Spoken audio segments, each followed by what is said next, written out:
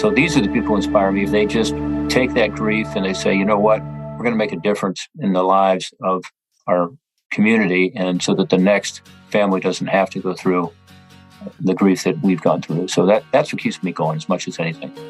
Welcome, everyone, to Crazy Good Turns. We are the podcast that recognizes and celebrates people who do great things for others. I'm your host, Frank Blake.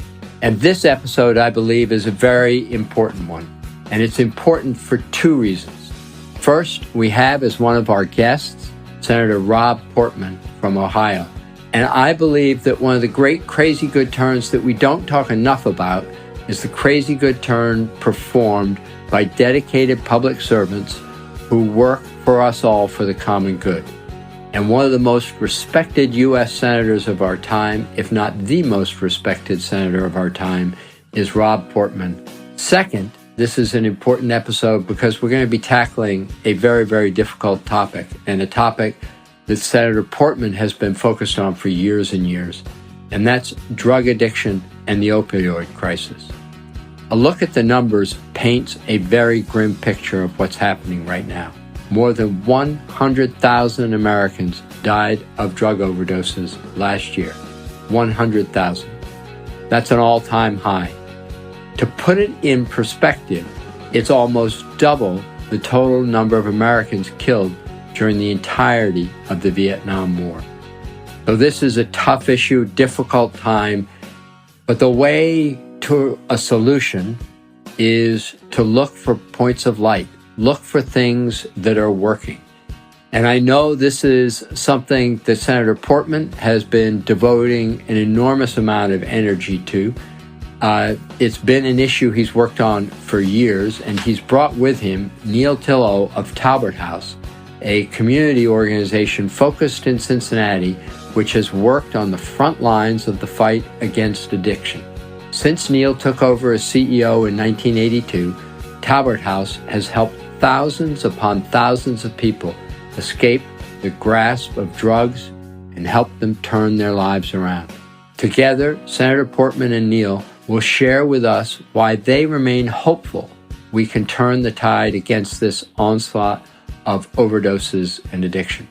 They'll explain why a crime and punishment approach alone is not enough, and how work to reduce the demand for drugs is even more effective. And they'll offer 3 things that you, as a listener, and everyone can do to help. In the interview that follows, you'll hear from the senator first and then Neil a few minutes into the show.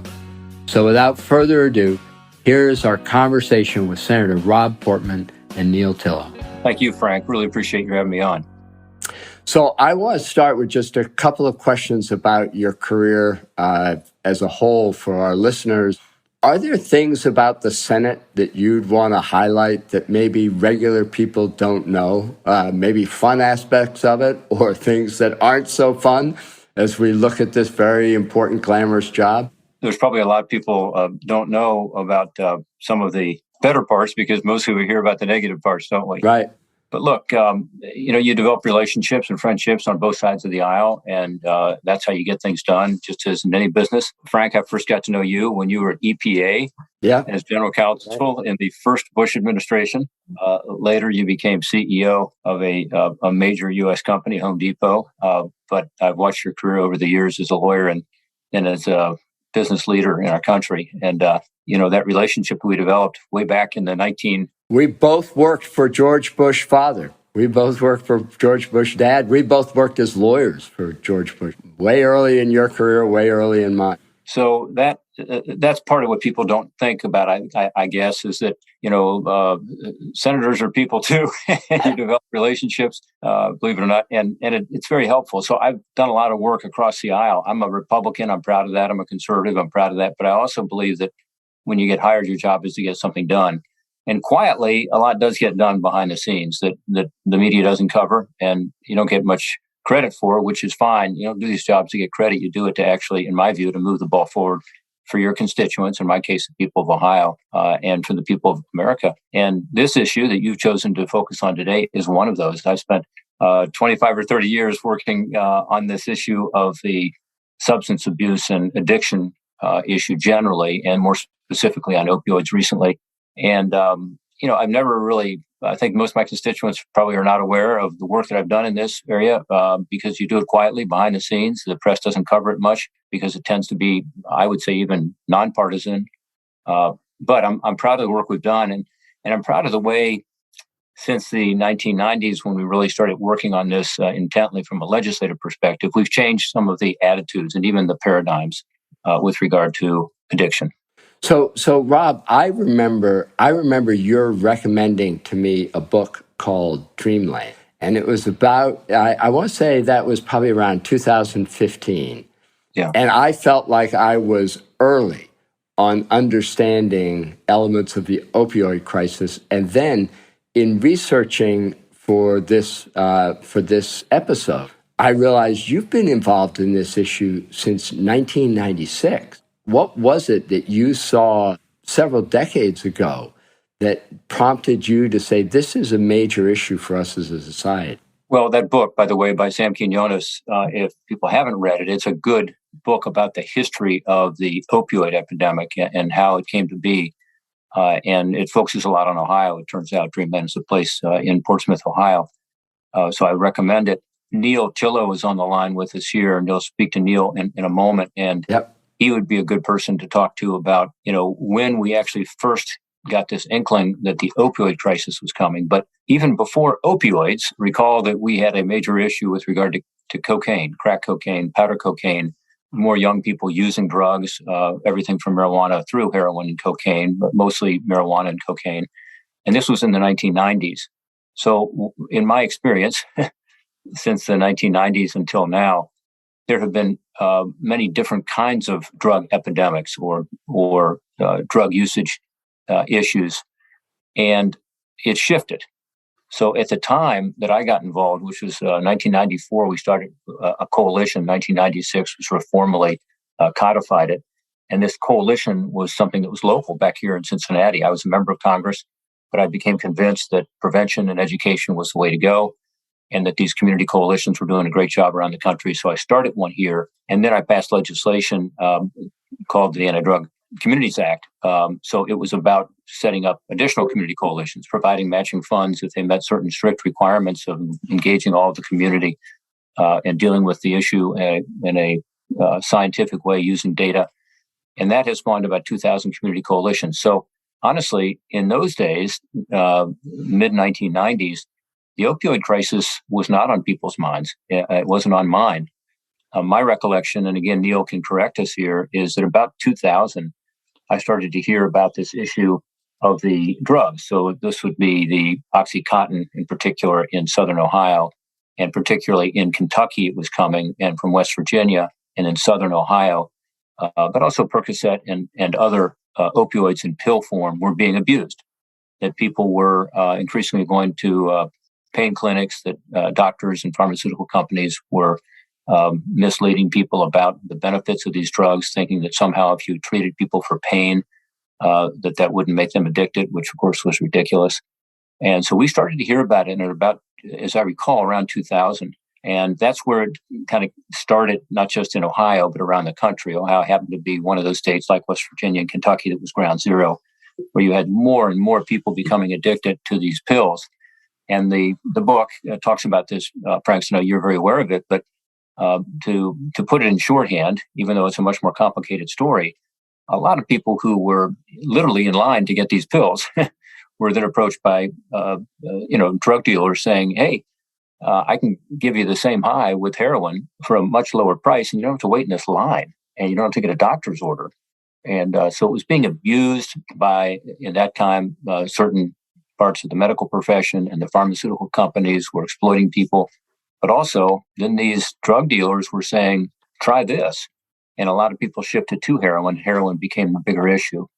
And then eventually, people started to see this movement toward the synthetic opioid, which has become the most deadly of all, and that's fentanyl.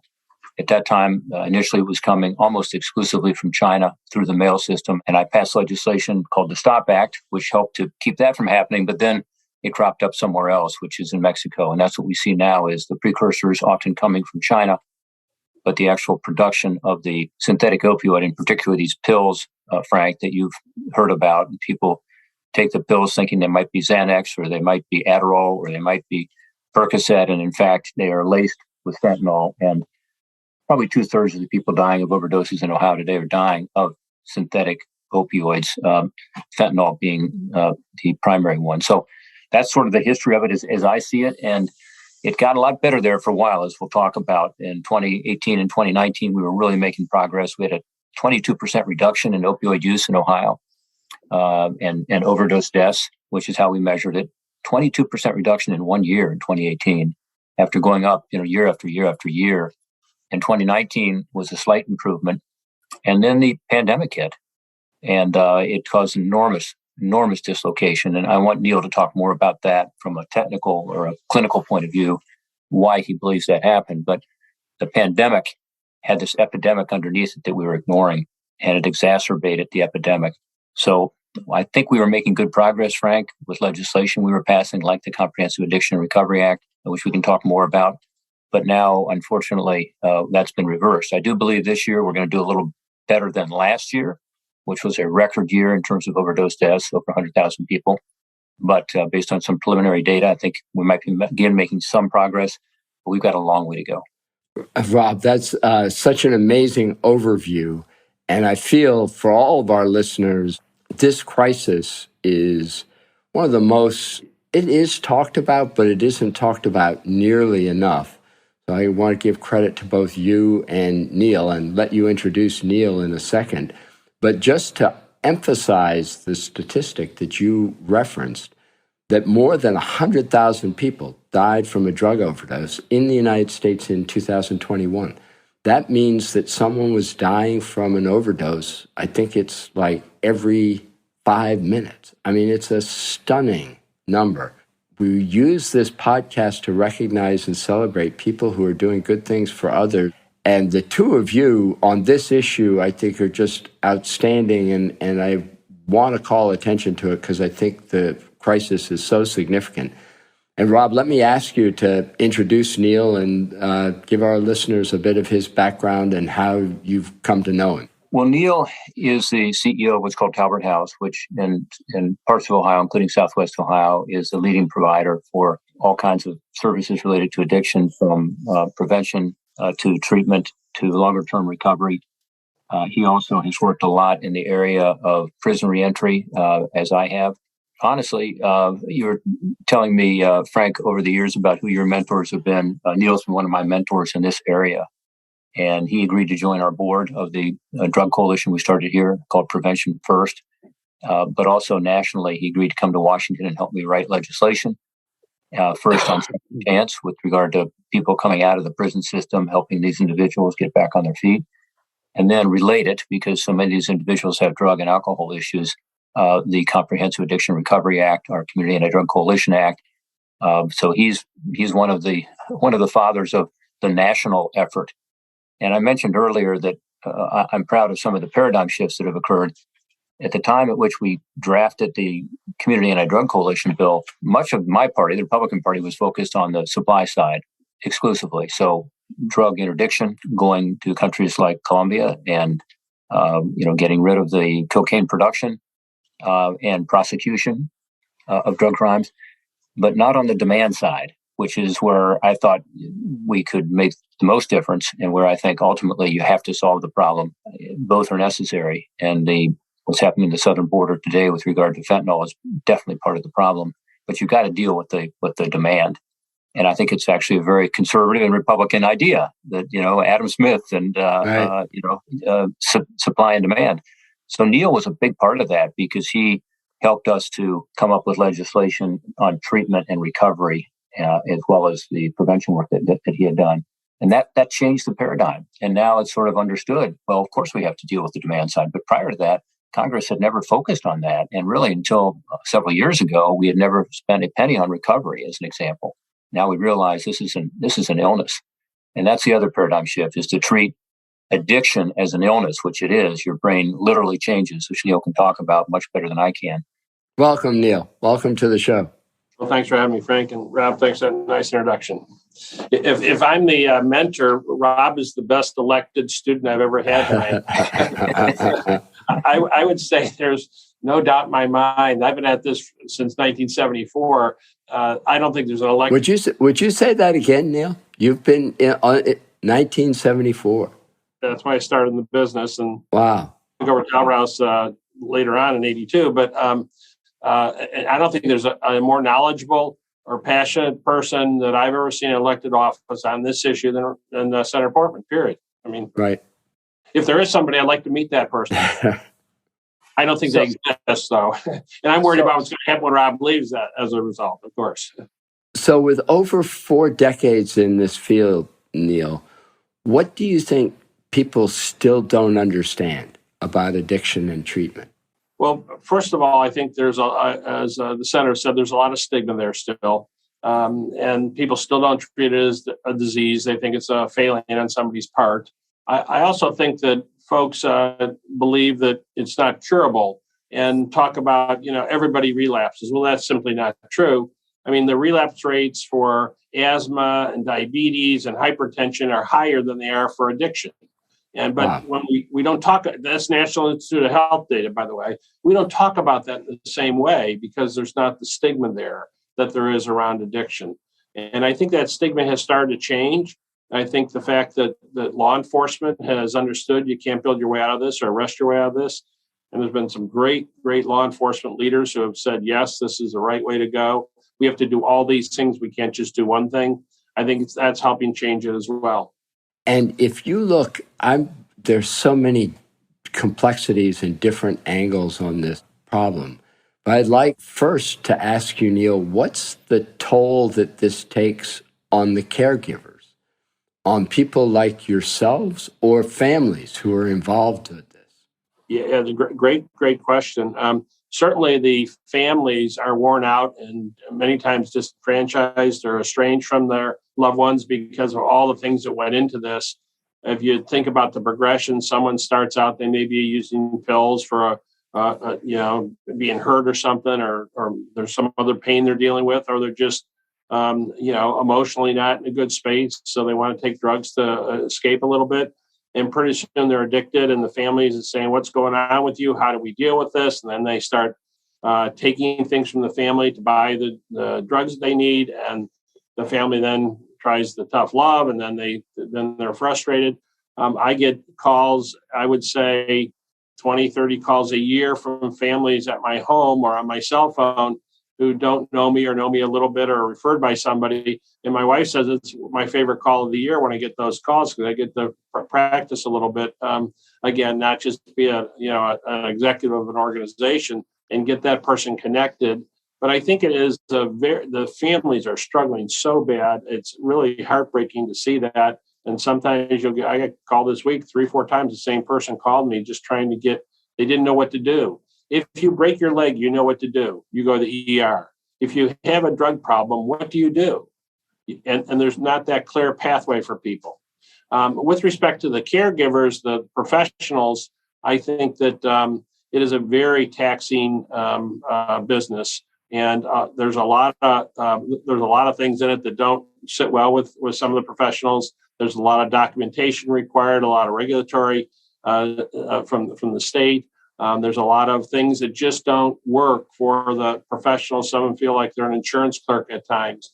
Some of them feel like the clients won't listen or they don't have a good breakthrough. So they have to feel good about what they do and see the rewards from their work. And sometimes they don't see that all the time. So it's really important that our leadership and our supervisor staff engage them and support them and thank them and recognize them for all they're doing to change people's lives.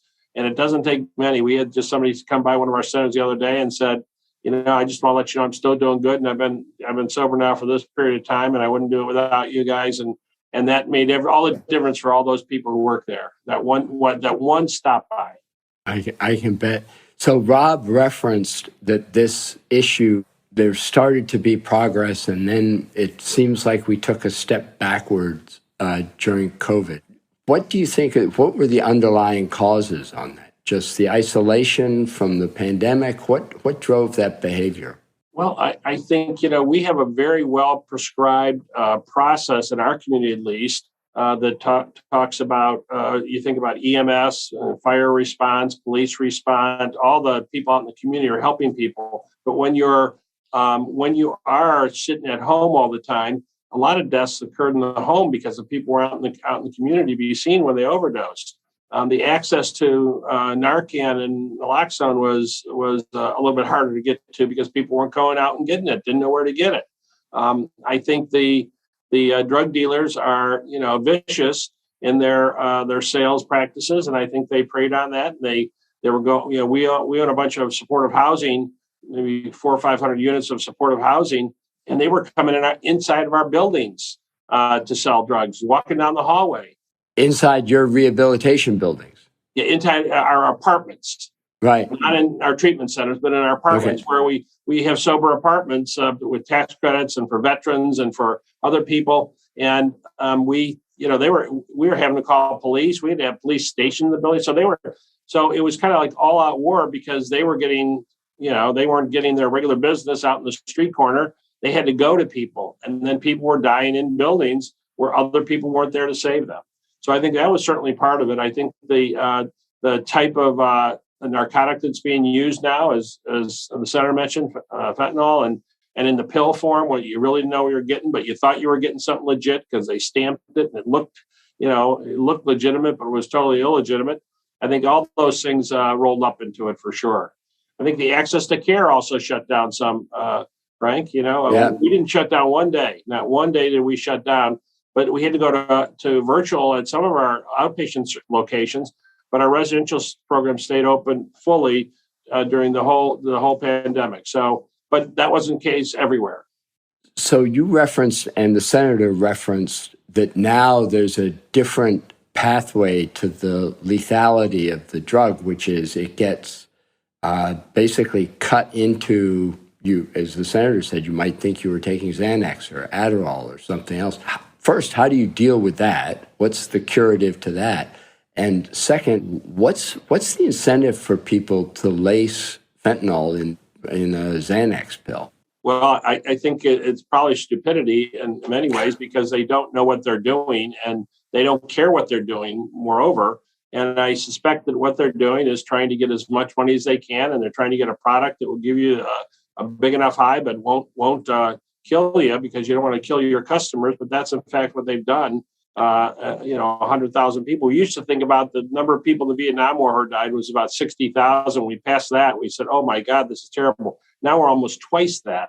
And it's really tragic. So I think that they are just mixing and matching. I don't think there's any scientific formula to it. They're just trying to do what they do. And they don't do it very well, except they do sell very well. It's collateral damage from the overall problem. That's right. So there's a campaign now, certainly in Ohio, probably elsewhere, called Beat the Stigma. Can you talk to us a little bit about that and what you're doing and how our listeners could help? Well, the Beat the Stigma campaign is really kind of a baseline campaign, trying to educate people, try to be thought-provoking, try to break down some of the myths that are there. What is this really about? The campaign that we see in Ohio here is a game show that's, like answer this question. And the answer is very obvious to most of us who are in the business, but not so obvious to any of the contestants. And so I think it's really trying to educate people that there are lots of reasons that addiction is out there, and we have to think about it in a different way. I think it's an interesting campaign. It is, as I said, thought-provoking. And I'm hoping what will happen out of that is people who are watching that and being educated by that will change their mind a little bit about, I guess this really is an illness. This isn't just about someone who has a weakness for drugs. That's really not the issue at all. Is this unique to Ohio, or is it happening elsewhere in the country, sort of the focus on beating the stigma? Well, actually, I think it started with, if I'm not mistaken, with a large insurance company here in Ohio. Started out a local campaign in Columbus, Ohio. And then the state got on board and said, hey, this is pretty good stuff. Let's use some of your material and put it on. I don't know what else is going on in other jurisdictions, but this has been, they're buying a lot of TV time. So it's not an inexpensive campaign, but I'm sure they're getting it some donated. I know when the senator was leading the the coalition here in Cincinnati area, we got a phenomenal amount of paid time donated to us from the TV and radio stations. And that started to make a difference in terms of people just thinking about the issue. Yeah. I think also having such a prominent spokesperson who cared about it, was passionate about it, and was so knowledgeable about it really helped too. Frank, I think we need to get back to that. Here locally, when I was sharing the coalition, we got as Neil said, we got all the TV stations and the radio stations, the major ones, as well as print media, to help us with a media campaign focused on prevention. And I think it was very effective in the sense that we saw the numbers, which we studied every 2 years. We did, as we still do, a survey of our high schools. We were focused on young people, and we saw the drug use go down to low levels that we had not seen previously.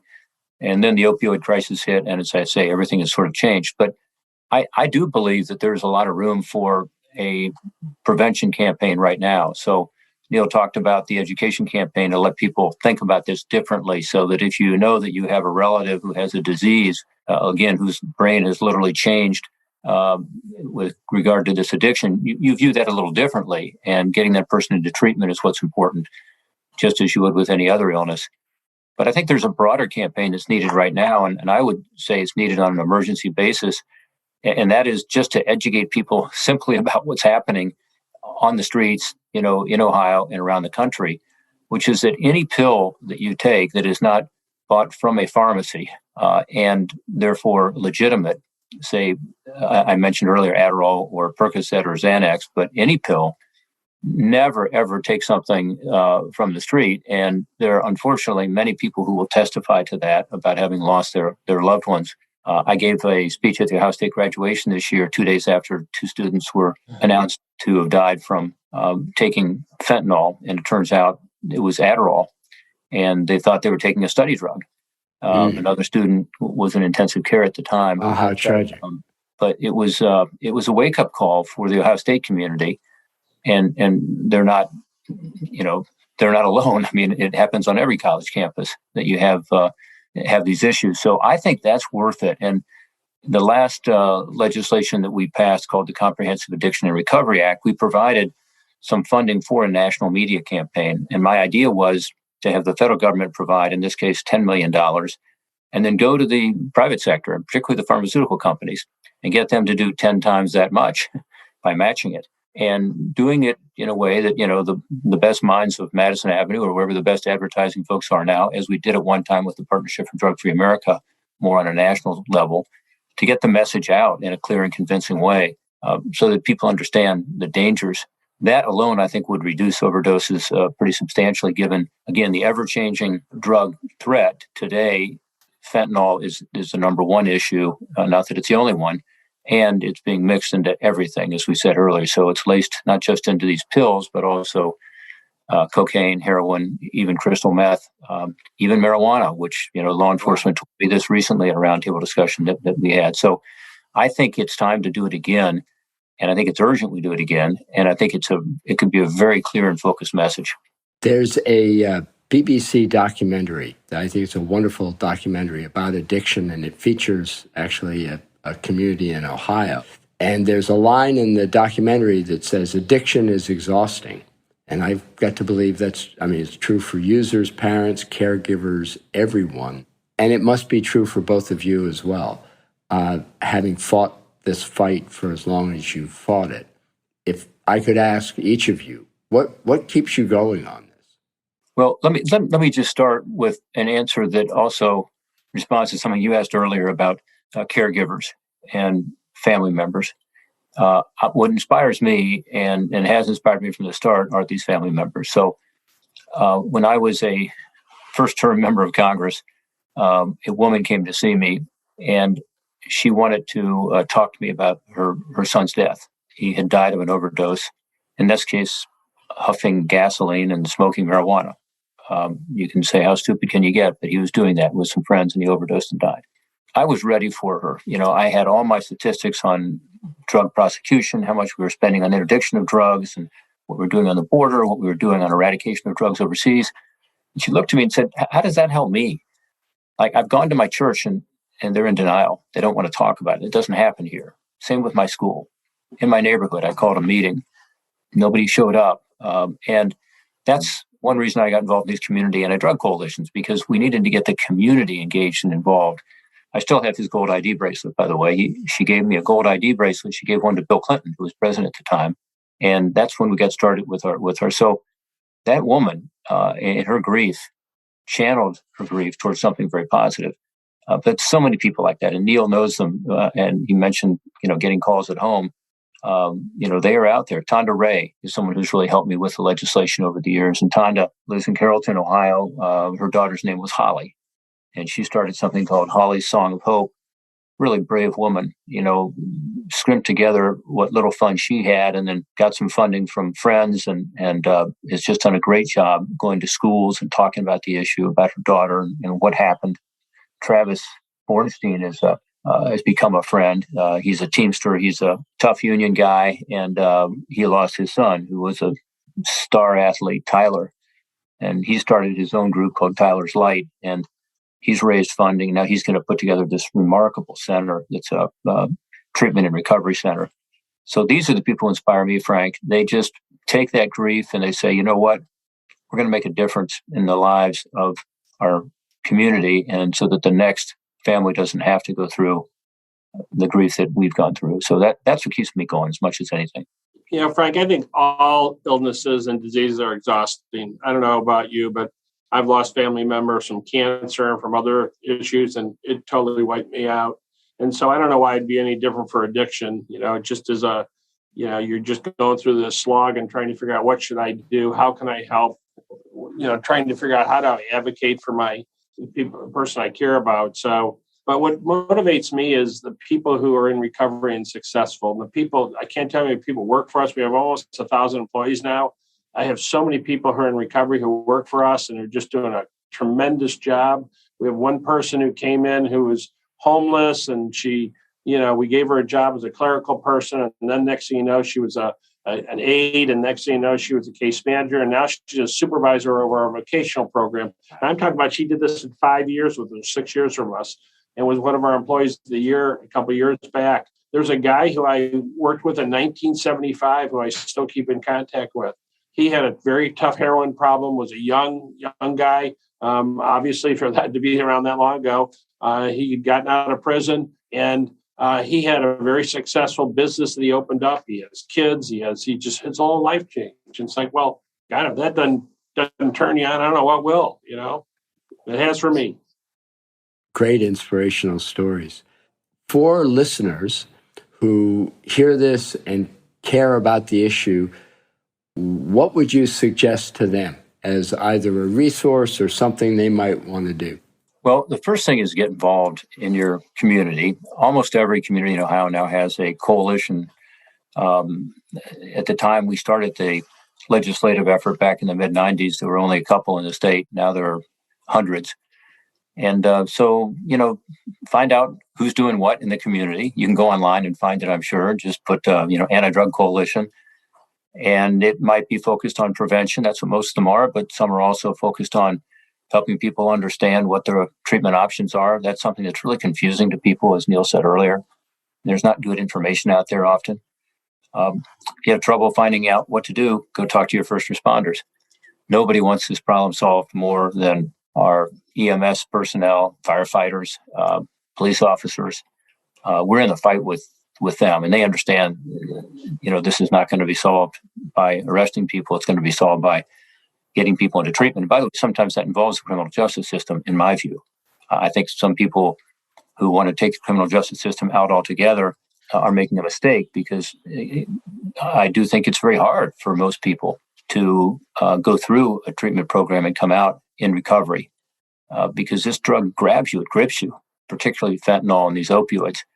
And if you have the prospect of incarceration hanging over your head, sometimes that helps to get you to focus. So that's why I like drug courts. And I've seen so many cases where that's worked for people, and just amazing, inspiring stories. So getting involved there, I think, is very important. There's always room. And then, Neil can talk more about this, but his organization, he says he has over 1,000 employees now. He's expanded all around the state of Ohio and in the region. but he also relies on volunteers to help out. And it's as simple as, helping a neighbor, helping a friend, helping somebody who's struggling, and providing them the support that they need, because so many people do come out the other end, not just as recovered addicts, so they're in recovery, but as people that reconnect with their family, reconnect with work, which is desperately needed right now. We need more good workers, and a lot of people have been sidelined by this issue. And then reconnect with this issue. So many are giving back, and that's part of their recovery. So they become recovery coaches. So I think people getting involved at the local level is going to be the single most important thing that would happen to be able to turn this around. Yeah. I think we want to get people involved to, I think about it as, I use this analogy a lot, of funnel. At the top of the funnel is when the problem's not so bad. At the bottom of the funnel, the justice system has to intervene. And you want to have, whether it's clergy, employer, family, social services, treatment agency, healthcare, whatever, catch you before you get to the bottom of the funnel. Because the more serious the illness is, the more problems we're going to have. Just like if you get cancer, it's stage 4. It's not as good if you get it at stage 1, right? Same thing with addiction. And so we want to intervene early. We want people to help intervene early. So the more they can get involved, catch it before people, keep them employed, keep them out of the justice system, keep them in school. All those kinds of things are so important. But people just need to do 3 things. I think if they get educated about this, and then they advocate, and then they donate, because it does take money to do all these things. And I don't know how much I've really educated Senator Portman over the years, because he's a very, very smart guy about this stuff. But you have to educate people, and then you have to get people to advocate. And there's nothing more powerful than an advocate, especially someone who's already recovered, as a family member who's recovered, or has lost a family member. And so getting connected to those people, it's energizing. I was just at a meeting at 11 o'clock for something we call the Hamilton County ARC, Addiction Response Coalition. The senator was out to meet with the steering team a few weeks ago, or a month ago, whatever it was. And it was, 100 people in a room just hearing updates on what's going on in the community and what they can do. And so many people that were lived experiences, so many people that were family members, educators, police, fire, you name it, they were there. The whole they say it takes a village, and it really does take a village. And, we've got an interesting little project going now called the African American Engagement Work Group. And it is a group of churches from the Black community who are trying to engage their parishioners in becoming more informed and educated about this. And in that process, we got this past year about 150 people into treatment through those churches who normally wouldn't come in the front door because they sometimes don't trust the care they're getting. And the ministers and others have been able to encourage them. And it's a really unique program. And you also see the data. The data originally, a lot of the overdoses were primarily in the white community. But over the years, that shifted quite a bit. And today's data showed us, the data I saw this morning, just an hour ago, showed that I think it was about 45% of all the overdose deaths were in the Black community now in Hamilton County during the last period of time they're reporting for. And that's really, that just shows you how important this work is. And it is ever changing. It morphs into one thing or another. And you can't just sit back and say, we got this one, because before you know it, it morphs into something else. Well, you are both heroes in an unbelievably difficult war. And thank you for that. And we always ask our guests one question at the end that's personal, not related to the topic we've been discussing, but just at a personal level. Who is someone who's done a crazy good turn for you over your time? Anybody. Can be a 4th grade teacher, somebody who's done a crazy good turn. Well, gosh, for me, so many people. I guess what I would say is the 4 or 5 major community leaders who stepped forward when it was uncomfortable to help on our anti-drug efforts here locally 25 years ago. Neil's one of them, and he's on with us today. But another is Hope Taft, who was at that time the First Lady of Ohio, who has stayed involved on these substance abuse issues. A guy named Damon Lynch Jr., who was head of the Cincinnati Baptist Ministers Conference, who's one of the, well, Neil can tell you, he's one of the most respected Black leaders in our state and our country, really. And but he stepped forward, and Neil talked about the importance of the church and how they can be helpful. The other one was John Pepper, who was the chairman of the Procter & Gamble Company, you know. Yeah. And John has a passion for this issue, as he does for so many issues that relate to, in our case, prevention and young people. But that was the group that gave me the credibility to launch something that became a model for other communities to do the same. And again, we ended up with about 2,000 community coalitions being formed, maybe more now. So I appreciate them, and I don't get a chance to talk about them ever. So this is great. Thank you. And then it's just all the people I mentioned, Tonda Ray, and I mentioned Travis Bornstein, and all the people who are taking their grief and using it in ways to help others, and then all the recovering addicts that I've met, and I've met thousands of recovering addicts and addicts, and being willing to share their stories. But the crazy good turn would be people who stepped forward when they didn't have to, and made a difference. That's great. That's great. And Neil? I mean, I certainly appreciate everything the Senator's done, but no question about it. But when I think about one person recently, as I mentioned, we're into some permanent supportive housing, and we're very interested in the issue of veterans. And I was talking to a local business leader, and I said, I want to do another apartment building for veterans. And he said, why don't you? And I said, no money, and we got to talking about it, and we talked for 2 or 3 months, and he called me up and said, Neil, I'm in. I'll help you. And I said, well, what does that mean? He said, I'll give you $2.5 million. And Rob probably knows Peter Kleekamp or knows the family for sure. Yeah. And it was the single biggest gift I've ever gotten at one time, anyhow, from somebody. And we're ready to get approval from that. We hope from the rest of the funding. But he didn't have to do that. He cared about it. He said, this is really important, isn't it? And I said, yeah. And it was more his idea than it was mine. I mean, he just cared about it a whole lot. And so I'll be forever grateful to him. Well, thank you both so much. Thank you for all the work you're doing. Rob, thank you for, I know you're going to continue to work on this issue long after you've left the Senate. You're going to continue to do amazing things. And thank you for your service to the country. And Neil, thank you for everything you've done. Frank, thanks for providing a forum today, and for what you do constantly in spreading the message about how in this time of pessimism, there's reason to be optimistic, which is all the people around our great country that do great things, sometimes crazy, sometimes not. Yes, you're doing amazing things, and it's great to celebrate them. So thank you both. Thanks, Frank. Thanks, Neil. I hope you all have found this conversation with Senator Portman and Neil both extremely interesting and thought-provoking, but also a discussion that's going to prompt some action and response from you. We all need to be aware of this issue and help loosen the grip of addiction on our country. It's a critically important issue. Thank you for being part of a community that celebrates people who do good things for others. You're giving your time to listen to these interviews and acknowledge these good deeds is a crazy good turn of its own. Thank you. And as always, I want to thank our team that helps the production of Crazy Good Turns, Brian Sabin, Megan Hanlon, our producers, Score, and our entire team, including Leslie Nunn.